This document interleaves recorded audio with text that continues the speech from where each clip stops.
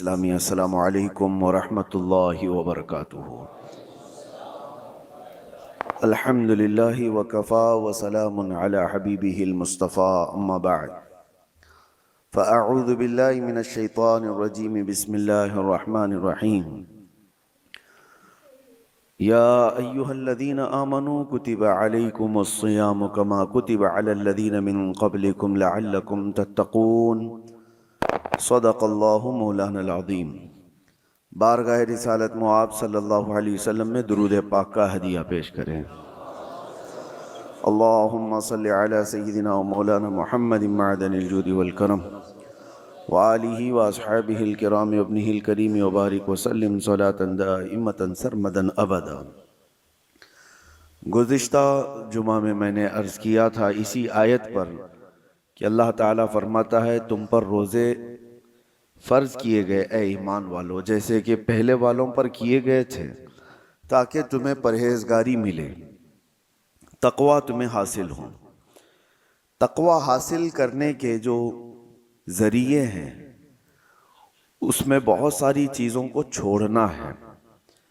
اللہ کے نبی صلی اللہ تعالیٰ علیہ وسلم سے پوچھا گیا تقوی کیا ہے، تو آپ نے فرمایا کہ تقوی کی تفصیل اس طور پر کی گئی ہے، کچھ چیزیں حلال ہیں اور کچھ چیزیں حرام ہیں۔ یہ واضح ہے، حلال بھی سب کو پتہ ہے، حرام بھی واضح ہے، پتہ ہے، لیکن ان دونوں کے بیچ میں کچھ چیزیں ہیں جو مشکوک ہیں، جس کے حلال ہونے میں یا حرام ہونے میں لوگوں کو شک ہے۔ تو فرمایا گیا ان شک والی چیزوں کو چھوڑ دینے کا نام تقوی ہے۔ حرام چیزوں سے بچنے کا نام تقوی نہیں، حرام چیزوں سے بچنے کا نام تو مسلمان ہے۔ شراب سے بچتا ہے تو پرہیزگار ہے، جھوٹ سے بچتا ہے تو پرہیزگار ہے، نشہ سے بچتا ہے تو پرہیزگار ہے، نہیں، یہ تو بچنا اس کے لیے فرض ہے۔ یہ حرام چیزوں سے تو بچنا ضروری ہے، لیکن کچھ ایسی چیزیں جو شبہ والی ہیں، پتہ نہیں کہ حلال ہے کہ حرام ہے، ان چیزوں کو بھی چھوڑ دینے کا نام تقوی ہے۔ اب ہمارے عادتوں میں سے بہت ساری چیزیں ایسی لگ گئی جس کا احساس ہی نہیں، اور وہ کرتے چلے جاتے ہیں اور اس کے وبال کا اندازہ نہیں ہمیں ہے۔ بسا اوقات اس کو نارمل سمجھ کر کے ہم چلتے رہتے ہیں۔ سب سے بڑی تباہیوں میں ہمارے جسم سے جو ہوتی ہیں، زبان کی تباہی ہے۔ تقوی کے حاصل کرنے میں مین رکاوٹ بن جاتی ہے زبان۔ زبان جتنا کچھ کرتی ہے اتنا دوسرے اعضاء نہیں کرتے، اسی لیے فرمایا گیا کہ صبح اٹھتے ہی سارے اعضاء، ہمارے جتنے جسم کے پارٹس ہیں، یہ سب زبان سے پناہ مانگتے ہیں کہ تو اگر سلامت رہی، خاموش رہی، تو ہم سب سلامت رہیں گے، اور اگر تو بہک گئی تو مار ہم کو بھی پڑتی ہے۔ زبان سے گالی کسی کو دیا، لیکن کوئی زبان کو نہیں مارتا، دوسری جگہ پڑتی ہے۔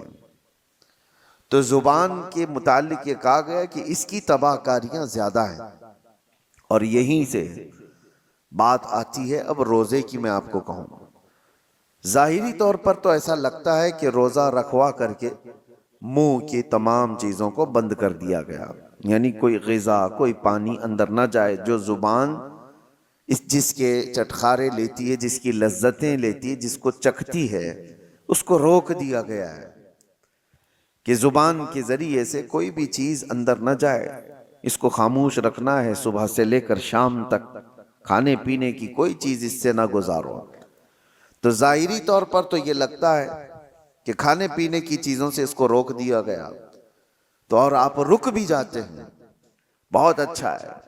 اور کھانے پینے کی شہوتوں سے زبان کو روک تو دیا، لیکن اس کے بعد یہ کچھ دوسری شہوتوں کی طرف چلی جاتی ہے۔ زبان سے بے حیائی کی باتیں کرنا، گالی دینا، غیبت کرنا، چغلی کرنا، اگر اس سے وہ نہ بچ پائی تو پھر کھانے پینے والی چیزوں سے بچنے کا کوئی مطلب نہیں رہ جاتا۔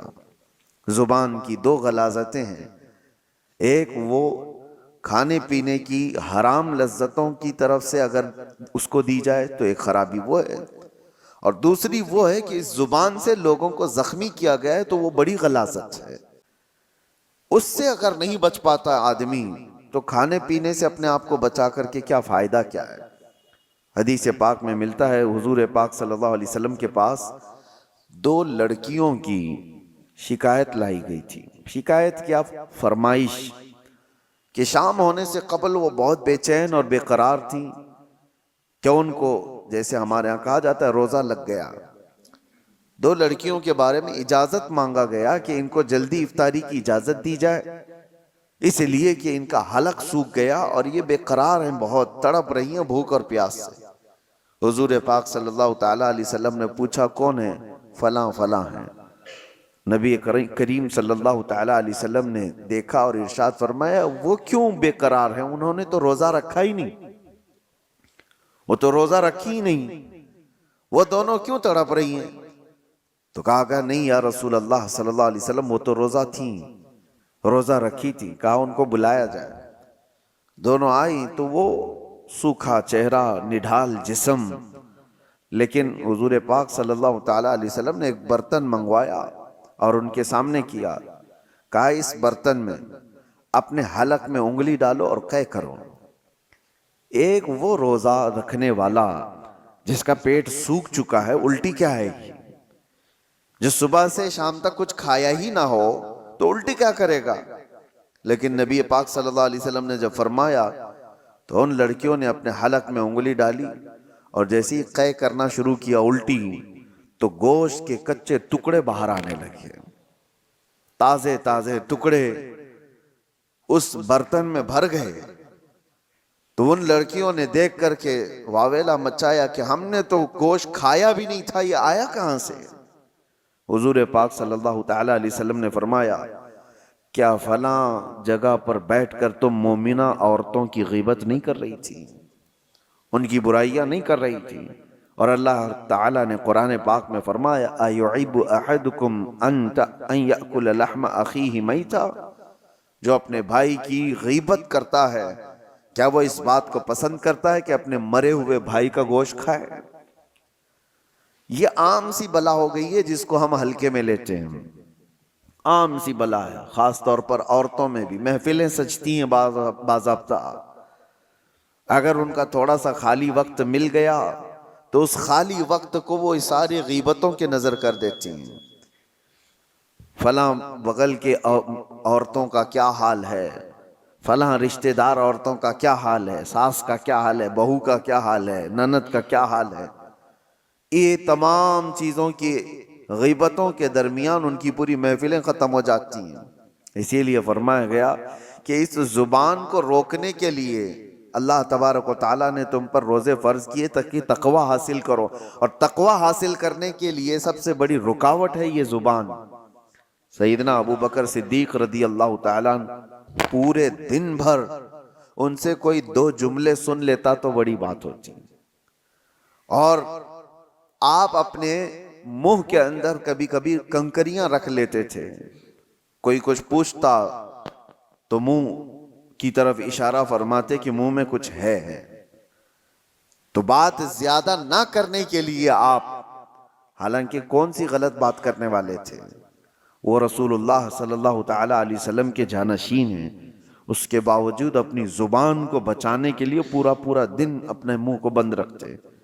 اور حکیموں نے یہی فرمایا جو خاموش رہتا ہے اس کی عزت بڑھا دی جاتی ہے، من سکت نجا، جو خاموش رہا وہ نجات پا گیا۔ اور اکثر ایسا ہوتا بھی ہے کہ میرے آقا صلی اللہ تعالیٰ علیہ وسلم نے زبان کو پکڑ کر کے بھی فرمایا تھا من یضمن بین لحییہ وبین صدغیہ، من یضمن بین لحییہ وبین صدغیہ اضمن لہ الجنہ۔ حضور فرماتے ہیں 2 رانوں کے بیچ میں جو تمہارا حصہ ہے شرمگاہ، اور 2 جبڑوں کے بیچ میں جو تمہاری یہ زبان ہے، یہ 2 چیزوں کی حفاظت کی ذمہ داری لے لو، حضور فرماتے ہیں میں تمہارے جنت میں جانے کی ضمانت دیتا ہوں۔ 2 چیزوں کی حفاظت، اور یہ دو چیزوں کو آپ سوچیں، کمپیریزن کس سے ہے؟ شرمگاہ، آدمی کی شرمگاہ جس سے آدمی بہت بڑے بھیانک گناہ کر سکتا ہے، زنا کا تک ارتکاب شرمگاہ سے ہوتا ہے، اور اس کے ساتھ جس دوسرے پارٹ کو جوڑا گیا وہ زبان ہے. یعنی جتنے خطرناک گناہ شرمگاہ سے ہوتے ہیں، اسی انداز سے گناہ تمہاری زبان سے بھی ہوتے ہیں. ایک بات میں آپ کو بتاؤں، شرمگاہ زنا کر سکتی ہے، غلط کاریاں کر سکتی ہیں، لیکن شرمگاہ کفر نہیں کرتی. کفر جو ہے زبان کرتی ہے، کفر جو ہے وہ زبان کرتی ہے، شرک زبان کرتی ہے، شرمگاہ نہیں کرتی. اسی لیے بعض علماء نے کہا کہ شرمگاہ سے بھی زیادہ ذلت والی کبھی کبھار پارٹ یا کوئی عضو بنتا ہے تو وہ زبان بن جاتی ہے. اللہ کا انکار کرنے والی زبان، رسول اللہ صلی اللہ تعالی علیہ وسلم کی تمام نشانیاں دیکھ کر کے زبان سے ان کے خلاف بولنے والی زبان، اسلام کے خلاف بھونکنے والی زبان، یہ وہ زبان ہے جو شرمگاہ سے بھی زیادہ خطرناک ہے. اور آپ کے جسم کے اندر، آپ کے منہ کے اندر جو زبان ہے، آپ خود اس کو فیصلہ کریں کہ کس حد تک صحیح ہے اور کس حد تک گری ہوئی ہے. عرب میں ایک بات کہی جاتی ہے، جراحت السنان لها التیام ولا یلتام ما جرح اللسان. تلوار سے دیا ہوا زخم سوکھ سکتا ہے، زبان سے دیا ہوا زخم کبھی نہیں سوکھتا. جس کو زبان سے آپ نے کبھی طعن و تشنیع کیا، گالی دیا ہے، اس کے دل کو چھلنی کیا ہے، وہ برسوں تک اس کا زخم دل کے اندر رہے گا، وہ مندمل نہیں ہوتا. چاقو سے کاٹا ہوا زخم تھوڑے دنوں کے بعد صحیح ہو جاتا ہے. اسی لیے کہا گیا کہ زبان کی اپنی حفاظت کرو. روزہ اس کے لیے سب سے بہترین ریہرسل تھا. روزے میں اسی لیے ہماری زبان کو روکا گیا. اب دو چیزوں کی طرف میں آپ کو اشارہ کرتا ہوں. اس زبان کی دو شہوت ہے. شہوت کیا ہے؟ برائیوں کی خواہش. اس کی دو شہوتیں ہیں. ایک کھانے پینے کی شہوت زبان کے اندر ہے، یعنی اس کو جو چٹکھارے لگے ہیں نا، جو لذتیں لگی ہیں، اس سے کم پر یہ راضی نہیں ہوتی. جو تم نے لذیذ چیزوں کی اس کو عادت ڈالی، اس سے کم پر یہ راضی نہیں ہوتی. یہی تو بات ہے کہ بچے آج گھر میں کچھ سبزی بنا دو، دیکھو پھر کیسے بوال کرتے ہیں. یہ کیا ہے؟ کھانا ہے؟ کوئی نکل گئے ہیں. کیونکہ زبان کو انہوں نے کسی لذت کی عادی بنا دیا. ان کو بغیر وہ چیز کے ملے ہوئے، اس سے بھی بڑھ کر کے جو لوگ شراب کی لذت اس کو دے چکے ہیں، وہ اس سے کم پر بھی راضی نہیں ہوتی. کیوں نہیں چھوٹتی شراب لوگوں کی؟ اس لیے کہ زبان کی شہوت ہے. اور یہ زبان کی شہوت پر جب بندہ کنٹرول نہیں کرتا تو وقت ایسا آ جاتا ہے کہ پھر وہ حرام بھی نہیں دیکھتی، حلال بھی نہیں دیکھتی. یہی تو بات ہے. لوگ آج جس طرح سے باہر کھا رہے ہیں، جو ملے وہ سب کھا رہے ہیں. ان کو نان ویج چاہیے تو یہ دیکھنا بھی نہیں ہے کہ حلال ہے کہ حرام ہے، بس زبان کو اس کی لذت چاہیے. آج تو اتنا کامن ہو گیا. میں نے اس سے قبل شاید آپ کے درمیان ہی بیان کیا یا تفسیر میں عرض کیا تھا کہ رزق کی کتنی زیادہ اہمیت اسلام میں دی گئی ہے، کہ تمہیں اللہ نے پاک چیزوں پر رکھا ہے. اس لیے کہ رزق جب خراب جسم کے اندر جاتا ہے تو صرف تمہارے اعمال خراب نہیں ہوتے، تمہاری نسل بھی خراب ہوتی ہے. صرف تمہارے اعمال تک نہیں رہتا، تمہاری نسل تک بھی جاتا ہے. تو یہ آج جو دور ہے، پوری دنیا تم کو حرام پروسنے کے پیچھے لگی ہوئی ہے. ارے خنزیر کا گوشت تک پروس دیا جاتا ہے. اور لوگ اب وہ تحقیق والے لوگ نہیں رہ گئے، جو مل گیا وہ کھا لیے. پہلے تو یہ ہوتا تھا کہ ہم اپنی نان ویج چیزیں، گوشت وغیرہ کی چیزیں کہیں بھی چلتے پھرتے نہیں لے لیتے تھے. متعین جگہ سے جہاں سے ہمیں یقین ہو کہ اللہ کے نام پر ذبح کیا ہوا ہو تو وہ ہم کھا لیتے. لیکن آج اس کا اہتمام لوگوں نے بند کر رکھا ہے. اور اب ہمارے ہاں تو حلال سرٹیفکیٹ پر تو ویسی بھی پابندی لگا دی جا رہی ہے. اور جو لوگ دیتے تھے ان کا بھی کوئی بھروسہ نہیں تھا کہ یہ حلال کس طرف سے کہا جا رہا ہے. میں نے سنا گھر بیٹھے لوگ اب نئی نئی کمپنیوں سے آرڈر کر دیتے ہیں. یاد رکھنا ان کے حلال ہونے کا کوئی یقین نہیں.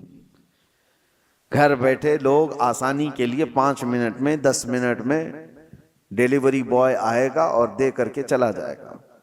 مارکیٹ میں ملنے والی فروزن چیزیں جو ریڈی میڈ ہوتی ہیں اٹھا کر کے لایا اور اس کو فرائی کیا اور کھلایا, خود بھی کھایا اور بچوں کو بھی کھلایا, جبکہ وہ حرام اگر ہو تو میرے عزیزو آپ نے پورے گھر کو تباہ و برباد کیا ہے. اپنی اولاد کو حرام کھلایا. آپ کمانے میں تو بہت حرام حلال دیکھ کر کے کما رہے تھے کہ کسی کو جھوٹ بول کر نہیں کماؤں, دھوکہ دے کر نہ کماؤں, کوئی حرام روزی گھر پہ آنے نہ دوں. تمہارے پاس حلال پیسے تھے لیکن حلال پیسوں سے خریدا حرام روزی. تو یہ کہاں آ کر کے گر گئے؟ یہ سب کی سب چیزیں ہیں, یہ زبان کی لذتیں ہیں جو بندے کو یہ سب کرا دیتی ہیں. کھانے کی ایسی لت پڑی ہوئی ہے, نوجوان ڈھونڈتے رہے کہیں نہ کہیں یہ پیزے برگر مل جائیں, اور جہاں ملا کھا لیا, کیونکہ اس کی لذت اس کو زبان کو ملی. اس سے کم میں نہیں ہو سکتا. ویسٹرن کنٹریز میں عرب لوگوں کو تو یہ فاسٹ فوڈ کمپنیوں نے ایسا عادی بنا دیا کہ ان کے ہاں گھروں میں کھانے بننے کا رواج ہی ختم ہو چکا ہے. نہیں, ان کے لیے تو ایک تعجب کی بات ہو گئی ہے کہ گھر میں کوئی عورت کھانا بناتی ہے. وہاں تو سب کچھ باہر کے دنیا پر ڈیپینڈ ہے. یہ اور بات ہے کہ کمپنیاں ہیلتھ کے سلسلے میں تو دیکھتی ہیں, حکومتیں ہیلتھ کے بارے میں تو دیکھتی ہیں, لیکن حلال ہے کہ حرام ہے اس پر کوئی سیریسنس نہیں ہے. میرے عزیزو, چند سال پہلے ہمارے اسی شہر کی بات بتا رہا ہوں, ایک پیزے کی مشہور دکان میں ایک صاحب نے خریدا اور کھایا بھی اور دوسروں کو کھلایا بھی. بعد میں پتا چلا کہ یہ دکان والا حالانکہ مسلمان ہے, اونر مسلمان ہے, پیزے کی دکان والا. سننے میں آیا کہ وہ پورک بیچتا ہے, سور کا گوشت بھی پیزے میں ملا کر کے بیچا جاتا ہے. تو یہ صاحب فوراً بھاگے بھاگے اس کے پاس گئے, کہا کہ میں تو آپ کی داڑھی اور آپ کے نام کے سلسلے میں مطمئن تھا, تم یہ کیا کر رہے ہو؟ کہا کہ صاحب آپ کے لیے نہیں بیچ رہے ہیں, ہمارے پاس دوسرے لوگ بھی آتے ہیں, ان کے لیے بیچا جا رہا ہے. معاذ اللہ رب العالمین. کیا اسلام اس بات کی اجازت دیتا ہے کہ کسی مومن کا مال نہ چوری کیا جائے, کسی دوسرے کا چوری کیا جائے؟ حلال ہو جائے گا دوسرے کا مال چوری کرنا. کسی مسلمان عورت سے زنا نہ کیا جائے, کسی دوسری عورت سے زنا کرنے کی اجازت دے دے گا؟ آپ کو جب خنزیر اللہ تعالیٰ نے قرآن میں حرام فرمایا تو اس کا کھانا تو چھوڑیں, اس کا اٹھانا, اس کا دینا, اس کی طرف اشارہ کرنا, سب کچھ حرام ہوگا. کسی نے اگر پوچھا بھی کہ مجھے یہ چیز کھانا ہے اور مجھے بتاؤ کہاں بکتا ہے, تم نے اگر اس کو ہدایت دیا, راستہ بتایا, تو بھی حرام کام کیا. شراب کی دکان کی طرف تم نے اشارے کر کے بتائی یہاں ملتی ہے, جاؤ لے لو پی لو, تم بھی اس کے گناہ میں برابر کے شریک ہو. یہ اگر آج حالات ایسے ہو گئے ہوں تو بچنا کتنا مشکل ہو گیا ہے, کتنا مشکل ہو گیا ہے. ایک ایسے مسلمان کی دکان پر اس نے دیکھا, یہ بڑا بوال بھی ہوا تھا, بہت کچھ ہوا, لیکن میرے عزیزو اس کا علاج کیا ہے؟ کیا آپ سارے کے سارے مل کر کے ایسی جگہوں سے ان تمام چیزوں کو ہٹانے کی مانگ کریں گے کہ تم یہ نہیں بیچ سکتے, تم یہ نہیں؟ میرے عزیزو یہ دنیا اب الگ لیول پر چل رہی ہے. تمہارے مظاہرے, تمہارے پروٹیسٹ سے کوئی چیز بدلتی نہیں. تم اپنی زبان کے خلاف پروٹیسٹ کرو. اس کو جو ہم نے لذتیں دی تھی, وجہ یہ ہے کہ میں گیا کیوں وہاں پر, یہ زبان مجھے وہاں تک لے گئی کہ مجھے یہی کھانا ہے, تو تم وہاں تک پہنچے. اس زبان کو ان تمام لذتوں سے عاری کر دو, نکال دو. اور رمضان اسی کے لیے خاص طور پر مہمان بن کر کے آیا ہے. میرے عزیزو 2 شہوتیں میں نے زبان کی بتائی, ایک شہوت اس کی کھانے پینے کی ہے اور ایک شہوت اس کی بولنے کی ہے. بولنے کی بھی ایک شہوت ہے. یہ ایسا نہیں ہے کہ یہ زبان خود بخود ایسی کچھ بک چلی جائے گی, اس کی بھی ایک شہوت ہے. کچھ لوگ لوگوں کو ہنسانے کے لیے جھوٹی چیزیں گڑھ لیتے ہیں. کہا یہ شہوت ہے زبان کی. وہ اپنے آپ کو بڑا بنانے کے لیے لوگوں کے درمیان جھوٹی باتیں پھیلایا اور وہ اتنا ہی بڑا گنہگار ہے. جھوٹ بولنے کا جو گناہ ہے، لوگ زبان کے ذریعے سے جو دوسروں کی بیک بائٹنگ کرتے ہیں، غیبت کرتے ہیں، اس کو ہلکے میں لیتے ہیں. بسا اوقات کہا گیا ہے الغیبت اشد من الزنا. غیبت جو ہے نا یہ زنا سے بھی بڑھ جاتا ہے. اس سے کئی چیزیں تباہ و برباد ہوتی ہیں. اور حضور پاک صلی اللہ علیہ وسلم کی حدیث ہے النمام لا يدخل الجنہ. نمام کہتے ہیں چغل خور کو. کہا کہ اس کی بات اس تک جا کر پہنچانے والا، اس کی بات اس تک لا کر کے پہنچانے والا، حضور فرماتے ہیں وہ جنت کی خوشبو بھی نہیں سونگھ سکتا، وہ جنت میں نہیں جائے گا. اور ایسے کتنے لوگوں کی عادتیں ہیں. مخبر لوگ کیا کرتے ہیں، یہ ٹپر لوگ کیا کرتے ہیں، سب یہاں کی خبریں ادھر دینے کا، ادھر کی خبریں ادھر لانا ہے. 100-500 کے لیے وہ اپنا ایمان بیچتے ہیں اور وہ جنت کی خوشبو سے بھی محروم ہو جاتے ہیں. اور خاص طور پر کچھ لوگ اس کو اپنا آج کا ایک سٹیٹس بنا چکے ہیں کہ ہمارا مقام پولیس کے سامنے بڑا ہوگا، ہمارا مقام ڈپارٹمنٹ کے سامنے بڑا ہوگا، کیونکہ ہم قوم کی کچھ باتیں لے جا کر رکھیں گے، جاسوسی کریں گے، اس کی خبر لے جا کر کے پہنچائیں گے. چغل خوری کو اللہ کے رسول صلی اللہ علیہ وسلم نے کتنی سختی سے منع فرمایا. فرمایا کہ وہ جنت کی خوشبو نہیں سونگھ سکتا. یہ سارے وہ کام ہیں جو زبان کرواتی ہے. زبان کی ہلاکتیں بہت زیادہ ہیں. اسی لیے میرے عزیزو جتنا اس کو خاموش کرا سکتے ہو خاموش کراؤ. اس کا دوسرا علاج میں آپ کو بتا کر جاتا ہوں. امام غزالی رحمت اللہ تعالی علیہ نے فرمایا بسا اوقات کسی انسان کی زبان شیطان کا پیشاب خانہ بھی بن جاتی ہے. شیطان کی پیشاب خانہ بن جاتی ہے. شیطان جس پر پیشاب کرے وہ کتنی گندی جگہ ہوگی، وہ زبان بن سکتی ہے کسی کی. زبان اتنی بھی غلیظ ہو سکتی ہے. اس کو اگر روکا نہیں گیا، اس کو اگر کنٹرول میں نہیں رکھا گیا تو یہ شیطان کی پیشاب گاہ بنے گی، پیشاب خانہ بنے گی. اب اس کے علاج کے سلسلے میں آپ کو بتاؤں، سارے بزرگوں نے، اولیاء کاملین نے اس کو دھویا، اس کو پاک کیا. تو کیا کیا؟ جب اس زبان کو درود پاک کی عادت ڈال دی جائے. میرے نبی پاک صلی اللہ تعالی علیہ وسلم کی غیرت ہے کہ پھر اس زبان کی حفاظت پر اللہ فرشتوں کو لگاتا ہے. اب اس زبان کو بچاؤ. یہ کثرت سے نبی پاک صلی اللہ علیہ وسلم پر درود بھیجتی ہے. اللہ کا ذکر کرنے والی زبان. میرے عزیزو اللہ تبارک و تعالیٰ اس زبان کی حفاظت کرے گا. ابھی دیکھیں یہ رب تعالیٰ کا احسان ہی تو ہے، کھانے پینے سے اللہ نے ہماری زبان کو بچا کر رکھا. یہ حفاظت تو ہو رہی ہے. حرام تو حرام، ہم حلال بھی نہیں کھا رہے ہیں، دن بھر حلال چیزیں بھی نہیں کھا رہے ہیں. اللہ نے اس کو روک کر رکھا ہے. یہ اس کا احسان ہے، اس کا کرم ہے جو ہمیں پرہیزگار بنانا چاہتا ہے، ہمیں تقوی دینا چاہتا ہے تو بچا کر رکھا. باقی اب بولنے سے، گندگیوں سے، غیبت سے، چغلی سے، گالی سے، حرام کاریوں سے، کفر سے، شرک سے، فسق سے، یہ جو جملے نکلنے والے ہیں اس سے روکنا اب تمہاری ذمہ داری ہے. اللہ نے تمہارے ہاتھ میں دیا. اگر ہمارا روزہ صبح سے لے کر شام تک قرآن کی اکثر تلاوت میں نکلتا یا پھر آپ کے درود مبارکہ میں گزرتا تو میرے عزیزو یہ زبان پھر وہ بے حیائیاں نہیں کرتی، بے حیائیاں نہیں کرتی. بس یہ اللہ کی توفیق کی بات ہے، اللہ کی توفیق کی بات ہے. مجھے آج یہ بات کرتے ہوئے یاد آتی ہے میرے والد گرامی رحمت اللہ تعالی علیہ. ان کا معمول تھا رمضان المبارکہ میں اتنا قرآن پڑھتے تھے.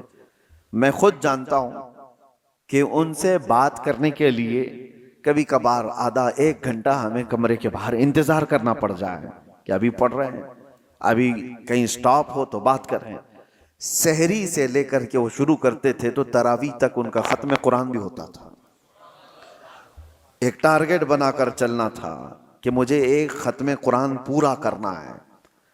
ایک ختم قرآن. میں حافظ ہوں 27 سال سے ہم تراویح پڑھا رہے ہیں، لیکن یہ میں جانتا ہوں کہ ایک دن میں ختم قرآن کرنے کے لیے ساری چیزیں چھوڑنا پڑے گا۔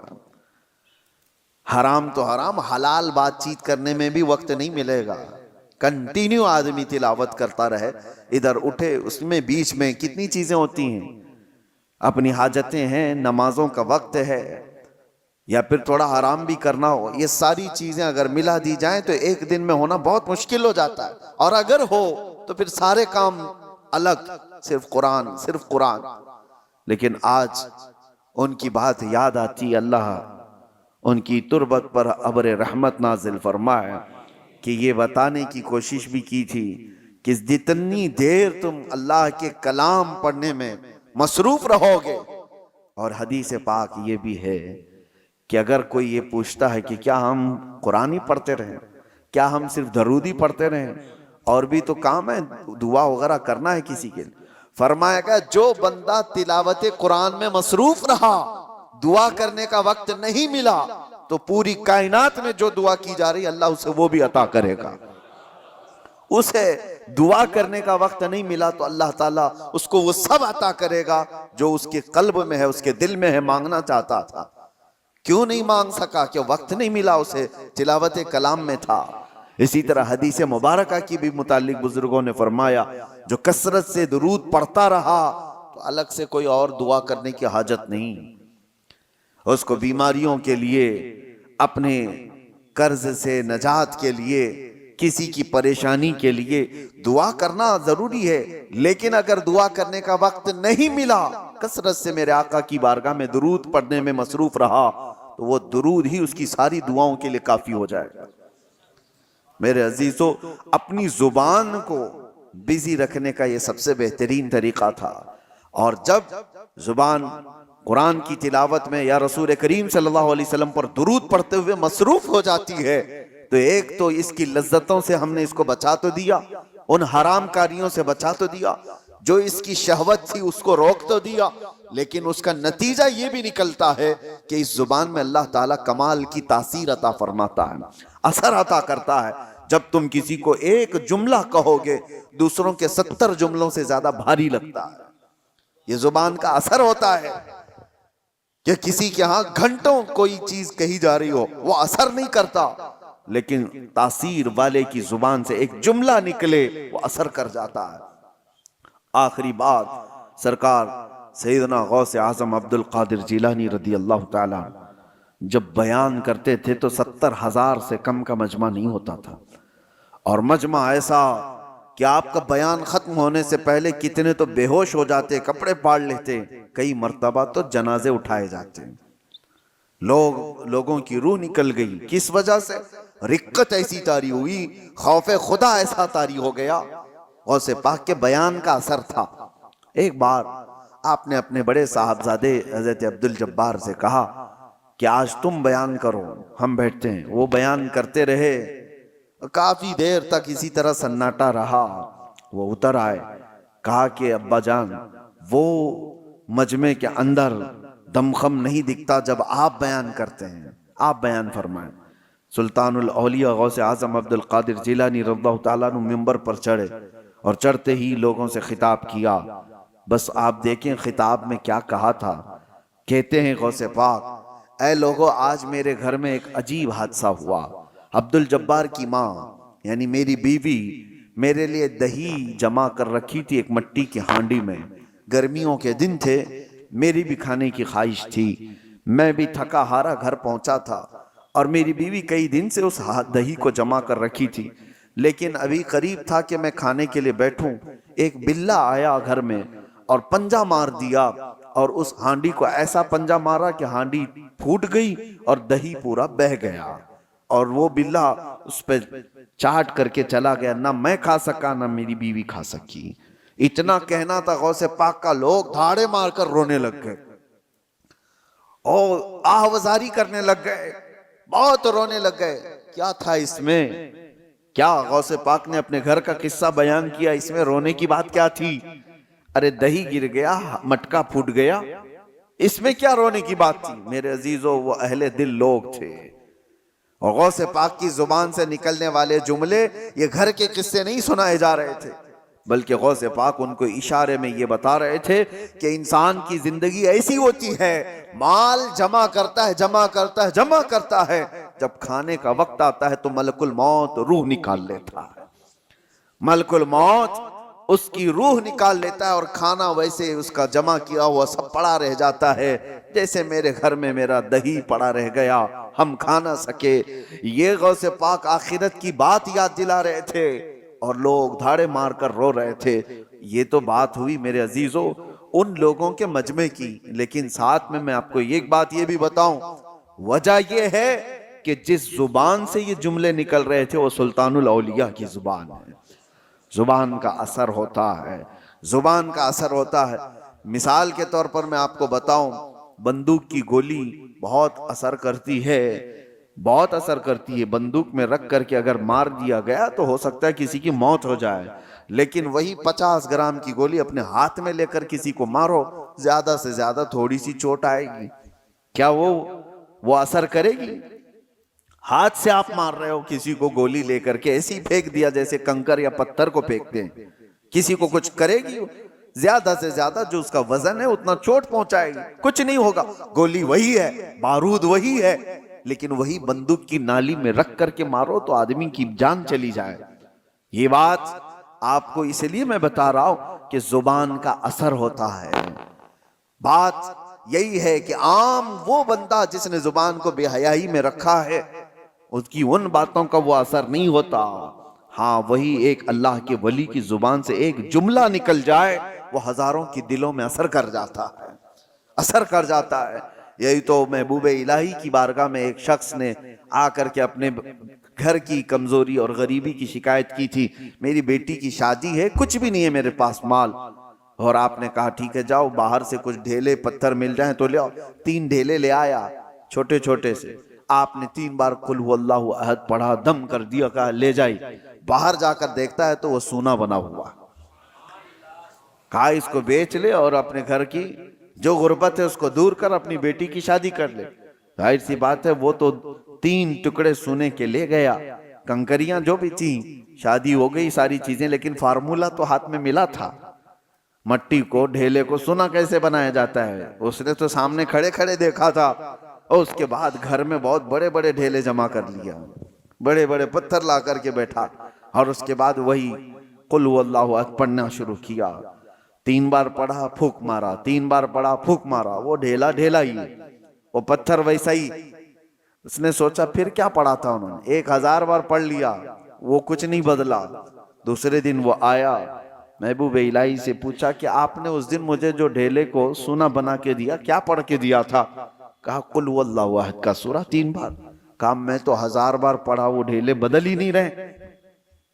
تب آپ نے فرمایا تو جس زبان سے پڑھ رہا ہے وہ اور ہے، میں جس زبان سے پڑھ رہا ہوں وہ اور ہے۔ زبان کا اثر ہوتا ہے میرے عزیزو۔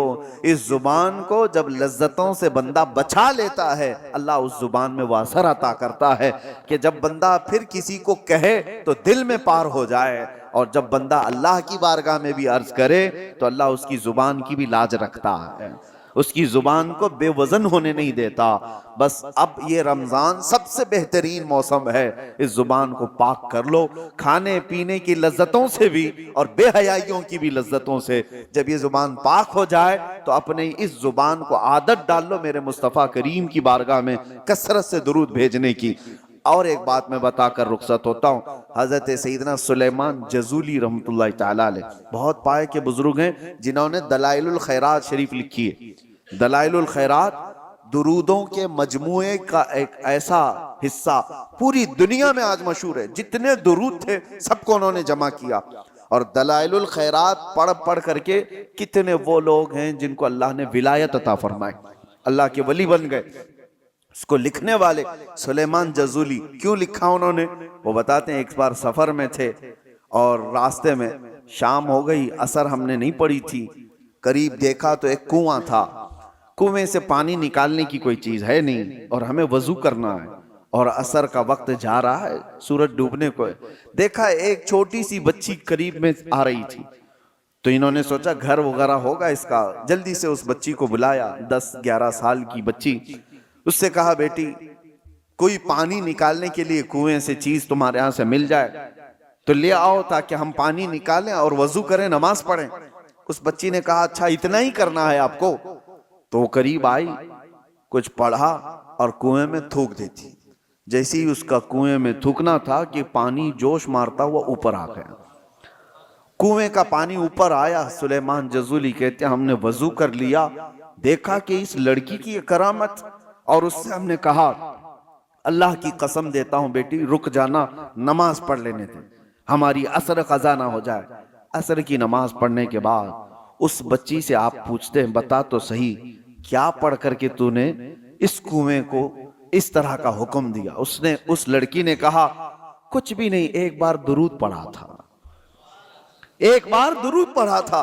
کہا ایک بار درود پڑھا اور کنویں کا پانی جوش مار کر باہر آیا؟ اس بچی نے کہا بات در حقیقت یہ ہے کہ میرے والد نے ہمیں تربیت ایسی کی، کبھی ہم نے اپنی زبان پر حرام غذا کو لگنے نہیں دیا اور کبھی حرام جملہ زبان سے نکالا نہیں۔ پھر درود پاک پڑھا تو اللہ نے اس میں یہ اثر عطا فرمایا۔ اس کے بعد آپ نے پورے درودوں کا مجموعہ لکھا تھا۔ اسی لیے میرے عزیزو زبان کو بچاؤ، اس کی ہلاکتیں بہت بڑی ہیں۔ جب یہ ہلاک کرتی ہے آدمی کو تو کافر بنا کر چھوڑتی ہے۔ یہی زبان کے جملے ہیں جو انسان کو اسلام سے خارج کر دیتے ہیں، ایمان سے۔ یہ گانے گاتے تھے نوجوان، ان کو لگتا ہے انٹرٹینمنٹ ہے، اس میں کتنے ایسے اشعار ہیں پڑھتے ہی آدمی کافر ہو جاتا ہے۔ خدا کے خلاف گانوں کے ذریعے سے تمہاری زبان پر لگا دیے گئے کہ بندہ وہ گنگنا رہا ہے اور کافر ہو گیا۔ کون کافر بنایا؟ تمہاری زبان۔ قیامت کے دن یہ جہنم میں لے کر کے اگر گئی تو پھر آپ پچھتانے کے علاوہ کچھ نہیں ہوگا۔ اللہ تبارک و تعالی زبان کی ہلاکتوں سے ہماری حفاظت فرمائے۔ رب تبارک و تعالی زبان کی لذتوں سے ہماری حفاظت فرمائے، اس کی شہوتوں سے اللہ ہماری حفاظت فرمائے۔ رب کریم ہمیں تقوی اور پرہیزگاری عطا فرما۔ اس رمضان المبارکہ کو مولا ہماری اصلاح کا ذریعہ بنا دے، ہمارے گھروں کی بے برکتی کو ختم فرما دے۔ مولا کریم ہمارے دلوں میں عشق مصطفیٰ عطا کر، ہماری آنکھوں میں تیرے حبیب پاک کے چہرے جمال جہاں آرا کی دیکھنے کی تڑپ عطا فرما۔